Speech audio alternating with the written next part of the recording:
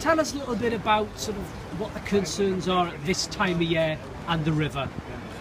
Well, Andrew, as the weather warms up and people start to enjoy the quayside, they come down, they'll enjoy a drink at the bars. Maybe that'll go into the evening, and maybe people have a little bit too much to drink, and then bravado kicks in, and people decide that the river looks inviting, it looks attractive, and they'll maybe have an attempt at swimming, or they may get too close to the edge of the quay itself and end up in the river inadvertently. They may slip or trip or fall in there. And we're just trying to raise awareness about the dangers of that particular part of it, but also the dangers of the river itself. It may look inviting, but it's cold. The river temperature only changes a couple of degrees through winter to summer.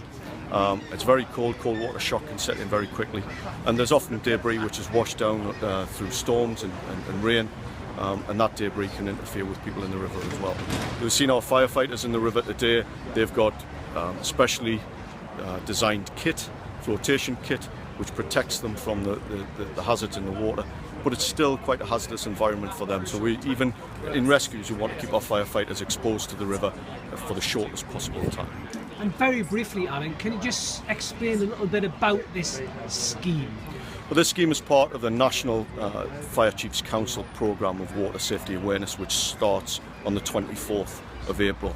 And this scheme itself is just if you like, a small initiative where we're starting with 3 bars, the Quayside Bar, the Slug and Lettuce, and Pitcher and Piano, and we're providing them with a very cheap piece of kit that our firefighters use as a first line of rescue, which is a small throwing line and a bag, and it's deployable. It's 25 metres long, and it can be thrown a number of times to try and give someone an opportunity to grasp hold of it and be drawn into the quayside.